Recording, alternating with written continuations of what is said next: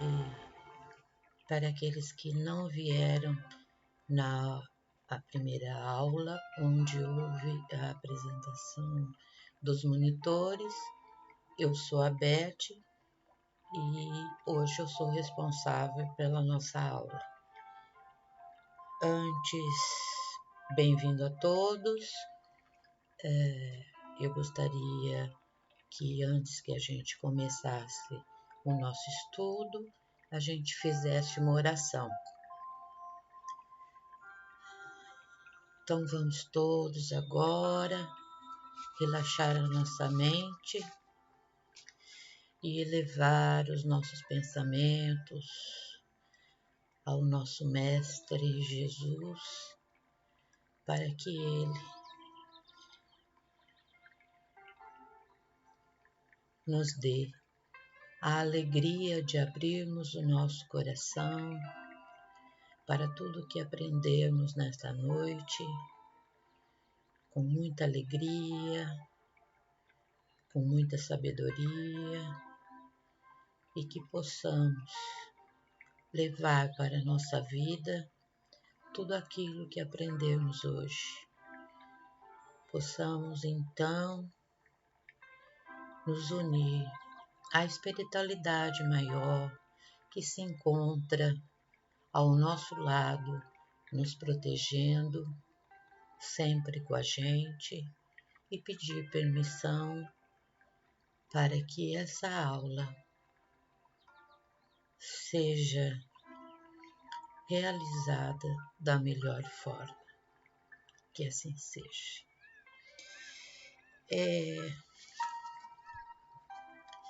Hoje nós vamos ver na aula do Evangelho segundo o Espiritismo, capítulo 1, Não vim destruir a lei. A primeira coisa que a gente pode ver é aquelas palavras de Jesus, sempre abrindo o nosso capítulo. Então ele diz hoje: não penseis que vim destruir a lei e os profetas. Não vim destruí-los, mas dar-lhes cumprimento.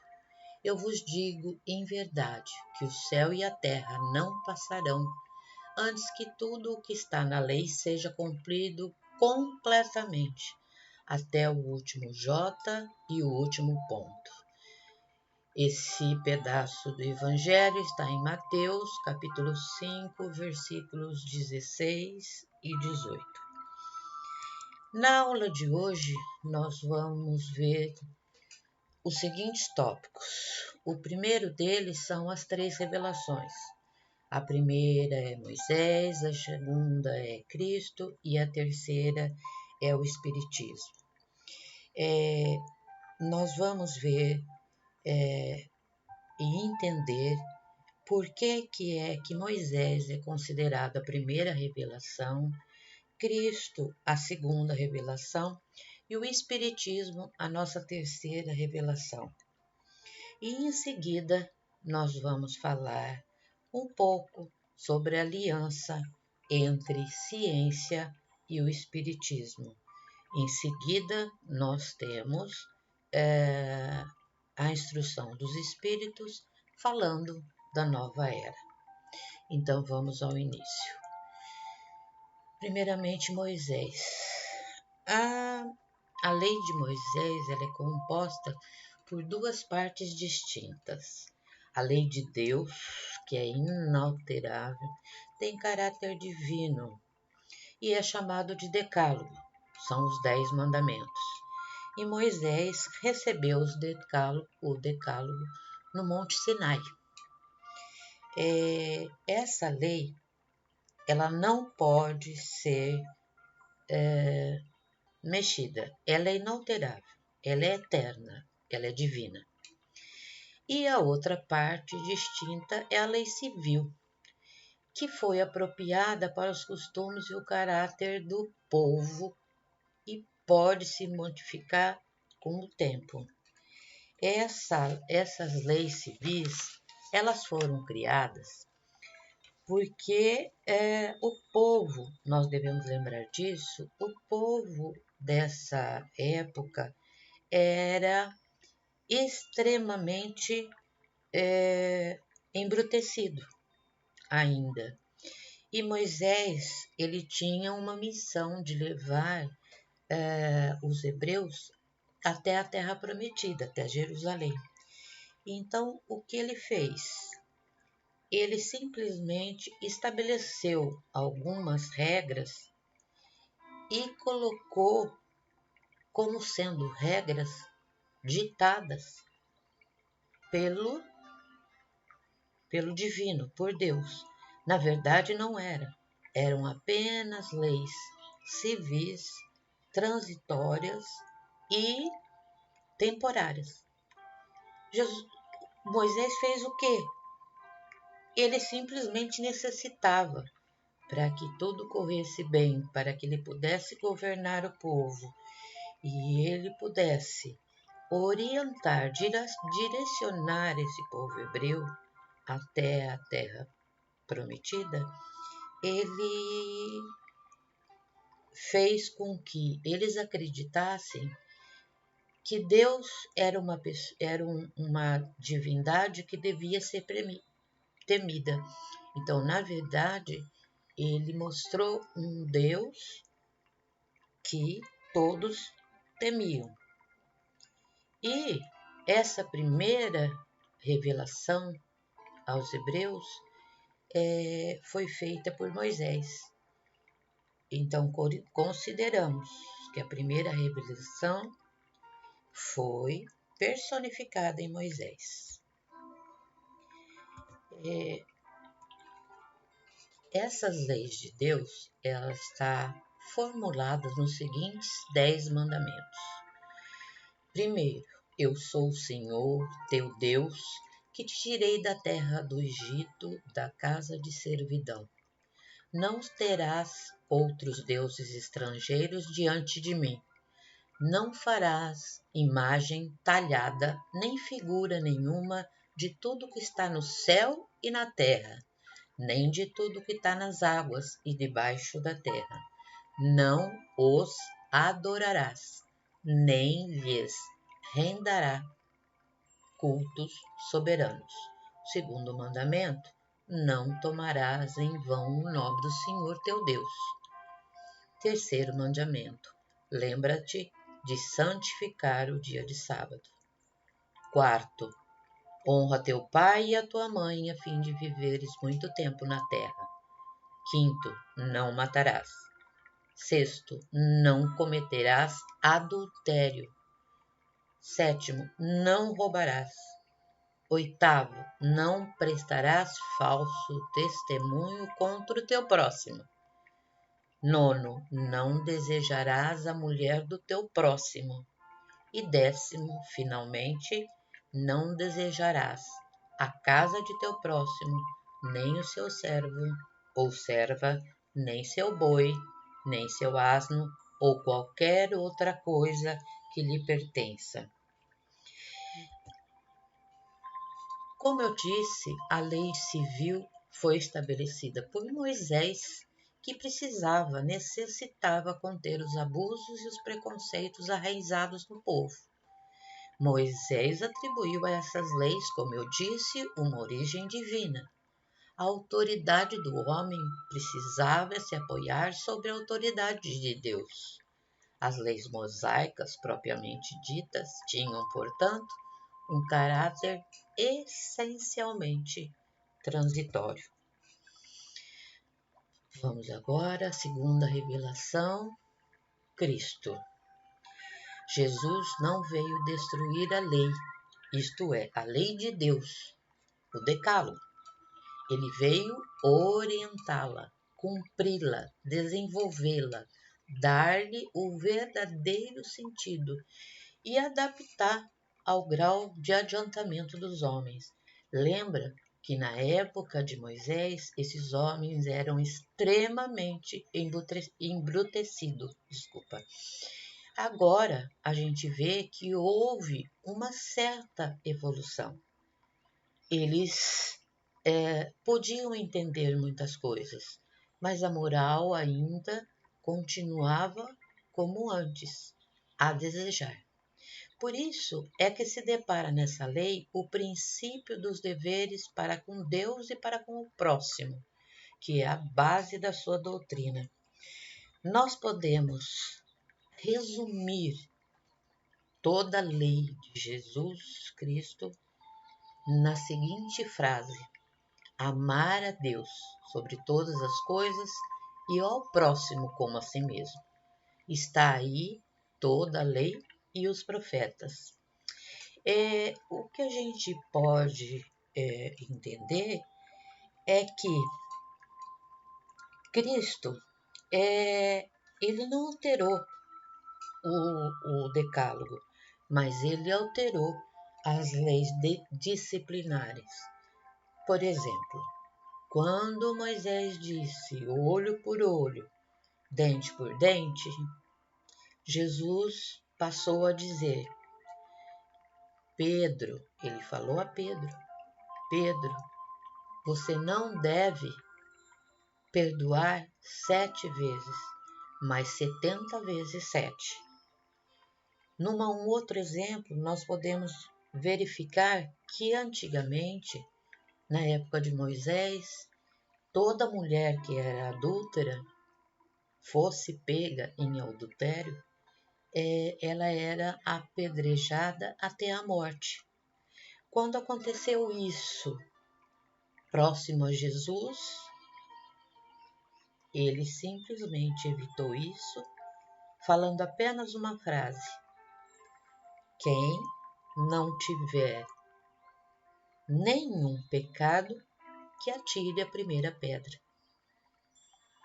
E todos eles foram embora, porque todos eles tinham alguma coisa para ser perdoado. Então, Jesus, ele tem o poder na mão, mas ele não podia dizer tudo em relação a muitos pontos. Ele limitou-se a lançar os germes das verdades que não podiam ainda ser compreendidas. E como ele fez isso? Ele fez isso através das parábolas de Jesus. Em todas as parábolas, ele tinha uma história, o que contar e como é que eles deviam receber essa mensagem e adquirir conhecimentos para que eles pensassem como eles fariam para se melhorar moralmente.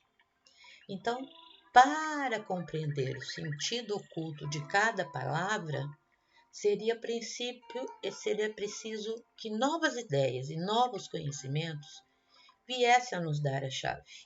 E essas ideias não poderiam vir antes que o espírito humano adquirisse um certo grau de maturidade.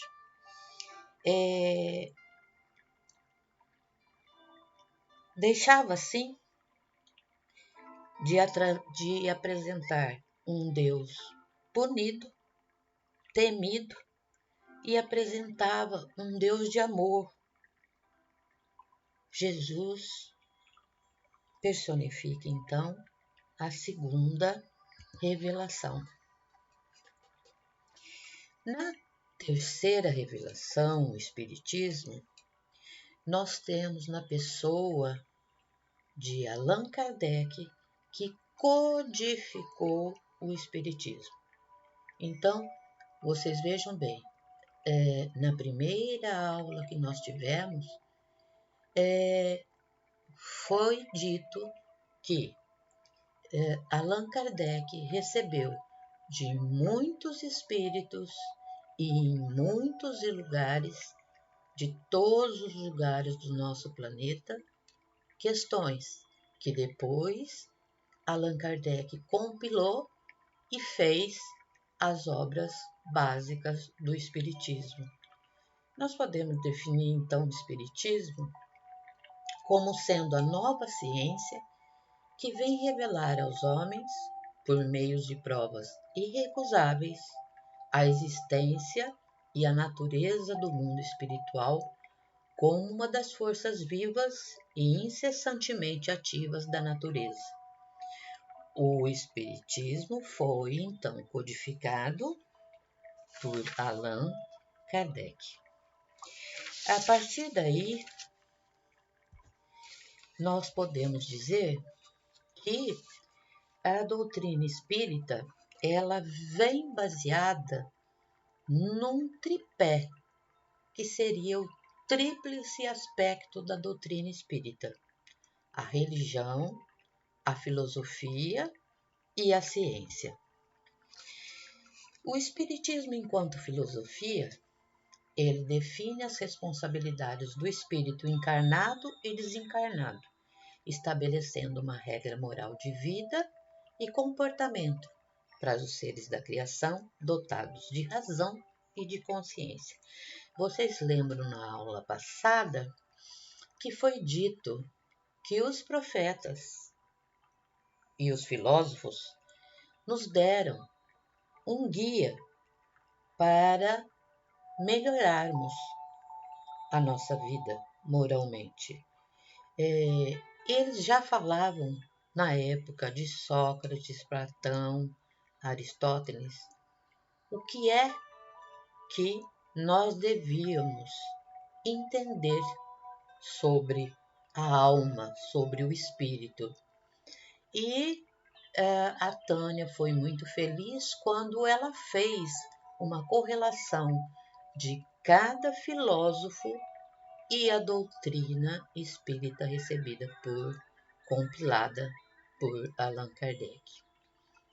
No seu espírito científico, a doutrina sempre será um campo nobre de investigações humanas, como de outros movimentos coletivos de natureza intelectual, que visam o aperfeiçoamento da humanidade.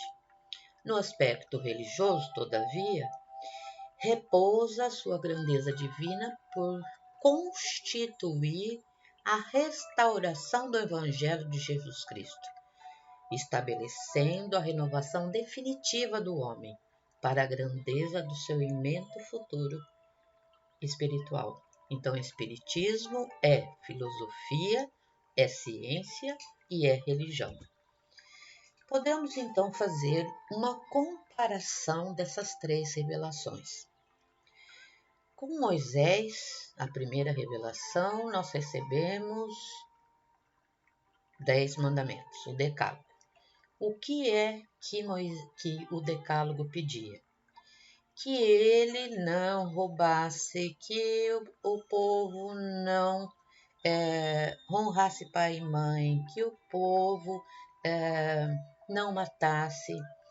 E ao homem bastava ele ficar sem pecado para ir para o céu.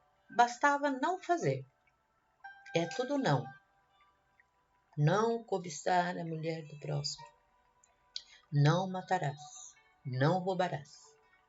Com Cristo, a segunda revelação, nós temos uma lei de amor, de caridade e de perdão. O que é preciso? É preciso aos homens agir.